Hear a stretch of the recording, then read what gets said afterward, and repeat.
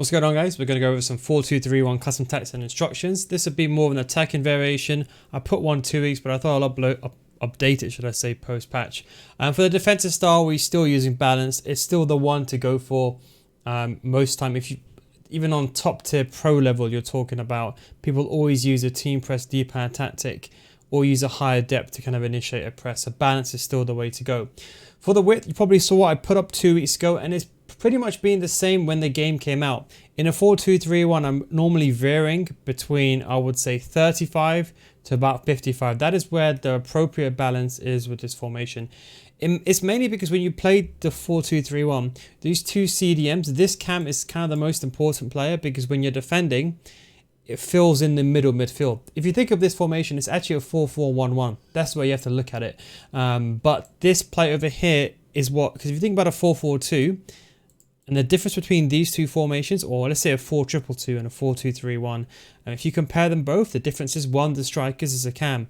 So that is why you have that defensive stability. Then we go over to the depth. Now, don't forget, in depth, 45 depth and above, that is when, remember, EA mentioned this when the game came out, but it's not, unfortunately, not on the tactics screen, so it doesn't tell a lot of people this, but when your depth is above 45, your team act a bit more aggressively. That is why if you see my defensive variations of this 4-2-3-1, you've seen depth, for example, even go down to 39 and around that region. Remember, 45 plus is the key thing when your players start playing higher up the pitch and marking your opponents and try to close down the ball. So remember that, 45. So it depends on how you want to play it. As I said to you too, if you want to play on the defensive end, you could go 39-39. That's just a good, let's say you have to pause the game quickly, change to a 4-2-3-1. You could always go to 39-39. But since attacking formation, I always go with 60. You've probably seen most of my 4-2-3-1s, they've been on 60. The reason why we don't veer towards 70, people say, oh no, what about the 71 depth? I know it's being patched, but can you not still use it? It's a question I get asked a lot. You can do, but it's not as effective. I feel like it kind of exploits you more. I'd rather start on a more intermediate level, and then if I need to, go to 71 depth. But I'd much prefer using a higher depth like 71 as opposed to use something like constant pressure, because you use something like constant pressure, you're going to be running out of stamina a lot, and sometimes you overcommit. Then we go up to the build-up play. Now, the problem with this game is, no matchmaking and stuff has been broken recently. This formation is static. The team doesn't do anything. And what the biggest mistake I see a lot of players do is they have all these three players. They don't have a getting behind like a striker. So the most common mistake I see people make is they like to use here balanced. Now, you can think it's good, but the truth is everyone knows that long ball makes players make runs in behind. Long ball just means getting behind. So when you get the ball in the first 2/3, players are going to be making runs going forward. This is something that a lot of players have been struggling with. Pros more and more are using long ball. It is the best one to go, especially for formation like the 4-2-3-1. Long ball I've used since day one, FIFA 19, when the 4-2-3-1 and the new tactic system came out. It's the best one to go. I'd only veer towards something like balanced or slow build-up play. As I mentioned to you, if you're using this formation solely to close the game out. Otherwise, you should be most of the time on long ball. The only time I'd ever recommend balanced is that if you're playing at a very high level and using a lot of L1 triggers. And I'll tell you something, I've seen a lot of gameplay, people using balanced. Players don't make runs and they complain the formation doesn't work. This is why the formation does work. You have to always adjust it for your playstyle. And also, use a formation for more than just one weekend league. The biggest mistake I see, and this is why people say, oh, one formation works one day, then they start crying the next day. The truth is, they don't use the formation enough. They go on a good run because they're not getting frustrated. And they lose one game and it all catapults all the way down. It's the most common mistake I see, especially if people are trying to edge towards that elite division and that rank 1, rank 2, rank 3. The biggest thing is mentality. It doesn't matter what tactics you have.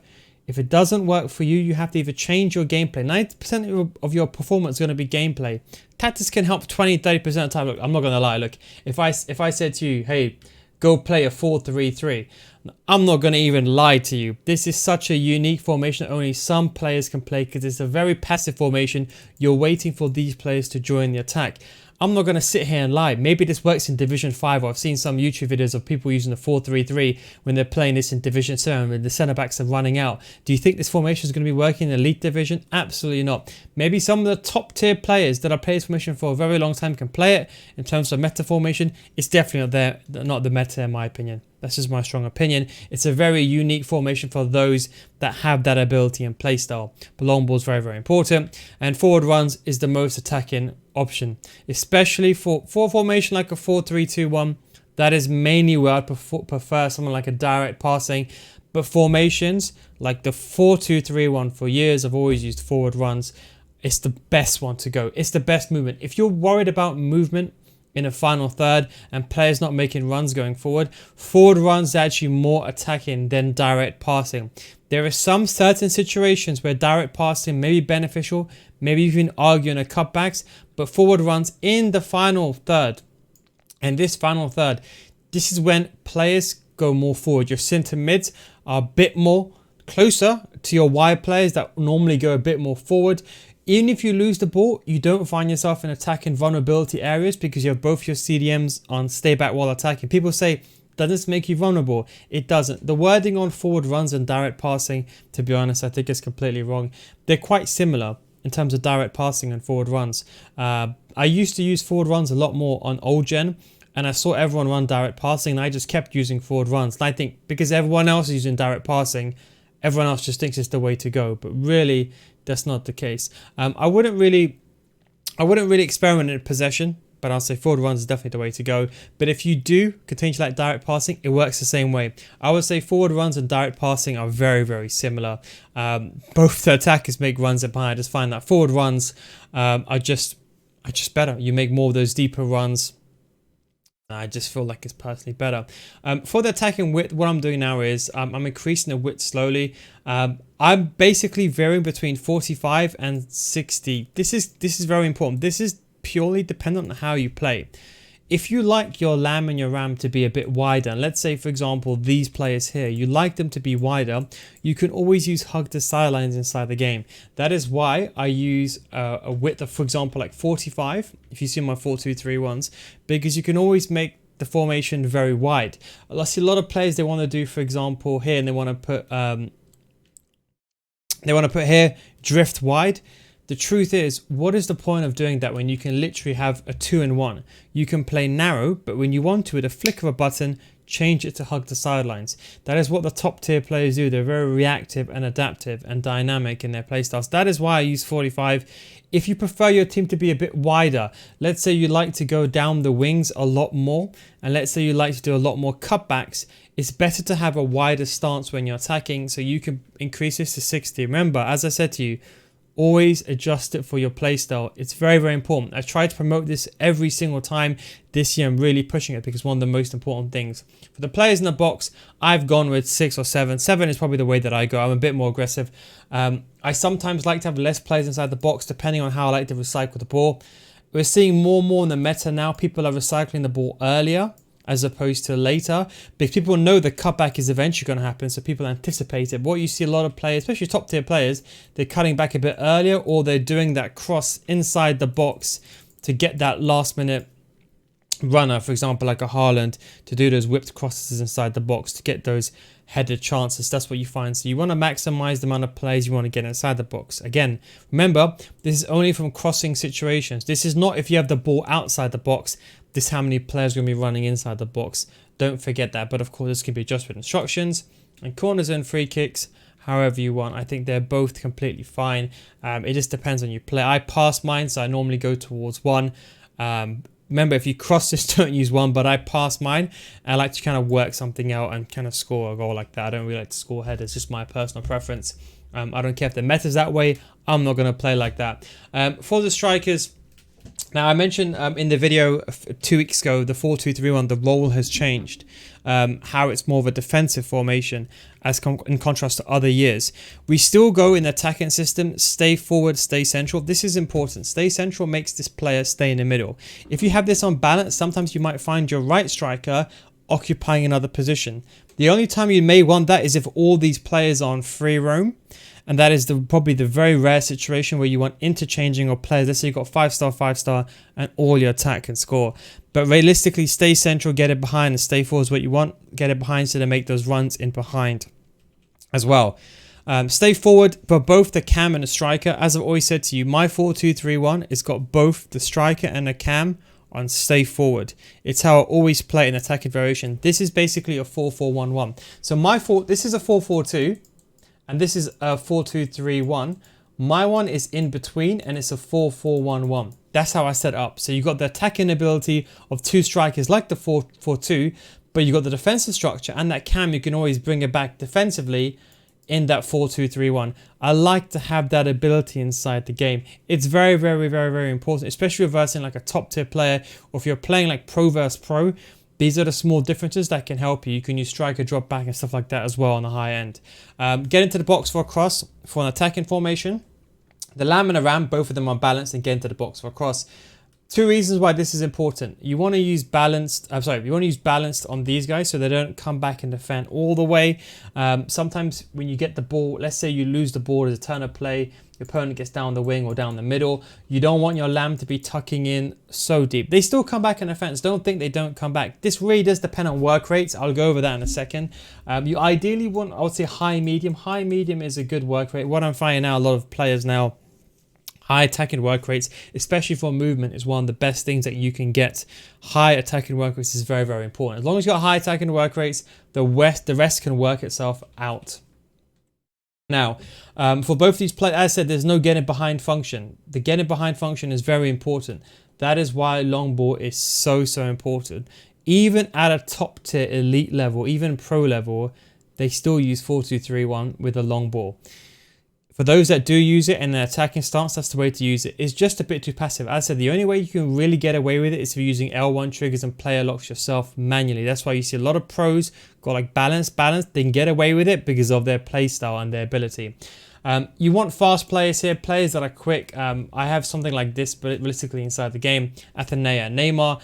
The only reason why Neymar is here is because he really plays in the center, but I sub him off. But you want quick players here. Remember, these are not central attacking midfielders. These are wingers. They act as right wing and left wings. Remember. So even though these are like wide, it's kind of like the 4-2-2. Those wide cams, they play like wingers. So it's very, very important here. Someone like rapid, someone with quick step play styles are very, very effective in these regions.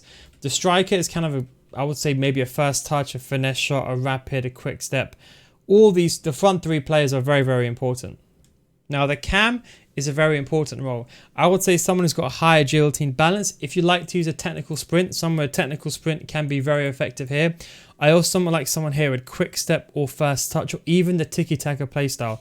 I like Cecilia here. I know the tiki-taka playstyle has been slightly nerfed, but I think it's very, very good because I can do, let's say my opponent's parking a bus, I can't go through. I can do a first time pass to the striker, and then I can get that chance towards goal. So that is why I very much like the tiki-taka playstyle, even though it's been nerfed slightly.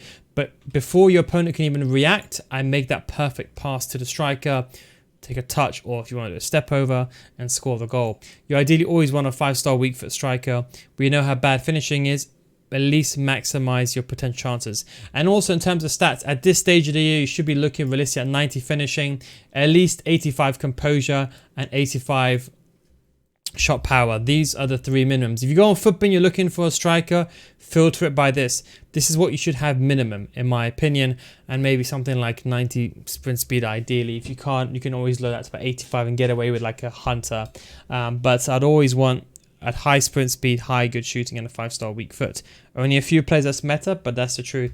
And one CDM cut part is the same for all my formations. CDMs, cut pass lane, then cover center.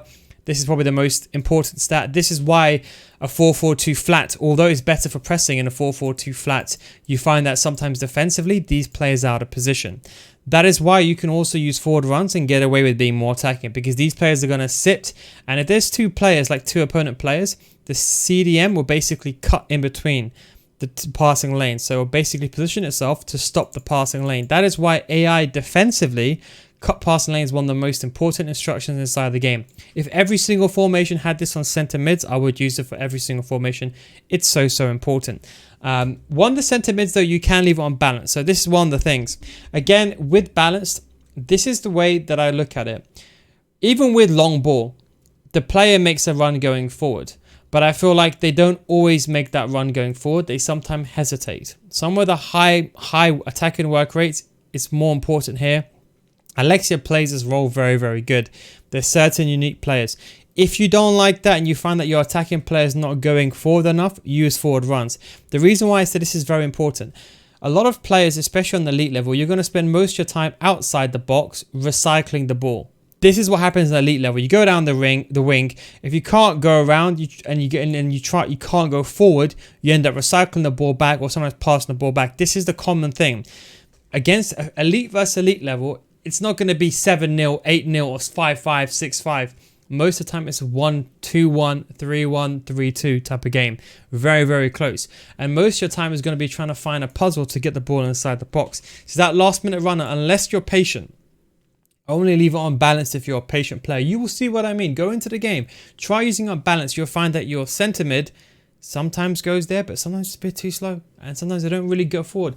If you put get forward on, it pushes them forward every single time. So it does depend on how you play. If you play that quicker style, you definitely want get forward on. And let's be honest, most people play a quicker style as opposed to a very passive and slow style. Unless you're playing for like a pro tournament. Left back, right back, I always leave them on left, stay back and overlap.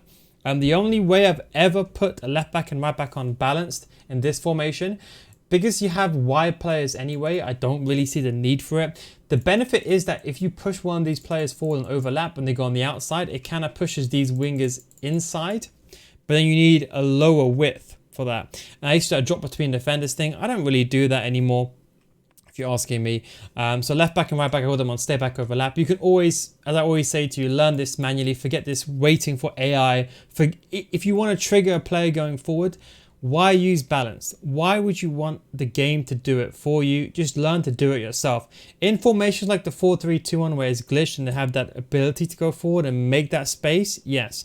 In this formation, you'd always want to use the L1 button. Supplement it yourself. That's the most important thing, because that way when you lose the ball, you know, okay, I pushed my right back going forward. She's going to make that run going forward. I can pass to her, and when she loses the ball, she's going to go back to the right back role. You see? So you use her for the attack, and then that player then retreats back to right back. That's the benefit. You ideally want fast players here, 90 sprint speed at a minimum. At this stage, at a minimum is what I would say, 90 sprint speed, because most wingers are quick anyway. 90 sprint speed is what you want. 82 defensive awareness with a shadow you're going to get away with. The higher the better. You ideally want good passing now. 85 short passing and 80 long passing. There's not that many players that got the 85s, 85s. For CDMs, and of course you want whipped crosses, the playstyles here ideally. For the CDMs, realistically speaking, one of them, I like to have something like a jockey playstyle, like a Rico Lewis, an owner I like to put here, or Tomori. Jockey playstyle is very good. Or intercept is what I like to use. And the attacking one, you can use whatever you prefer, whatever you want from that attacking player. Two centre backs, 90 sprint speed is again what I'd recommend, unless you're playing in Division 4 and you want to have a laugh and you don't really care. But now because of no relegation, you've got top tier players in Division 4 anyway, so you might as well use 90 sprint speed. So forget about using this 75 sprint speed. Absolutely not at this stage, unless you want to get destroyed. 90 sprint speed here. At least 85 minimum is what I would say. I know there's only like 20 centre backs have that, but still. And then 85 defense awareness. Anticipate, block, playstyle, intercept, and I think jockey works the best for the centre backs. And the goalkeeper, I don't really have super keeper. I prefer to bring out my keeper out sometimes myself manually, because people like to make the extra pass, especially on a top tier level. But there's no doubt Superkeeper does help, but I can leave that unbalanced. Anyways, that is the 4-2-3-1 customized instruction. Thank you very much for watching. Don't forget, if you want to get better FC24, you come to our Patreon. So it's patreon.com/nilguides. If you don't get better after 1 month, we'll refund your money. That's a Nil Guides guarantee. Thanks for watching. Take it easy, and I'll catch you next time. Peace out.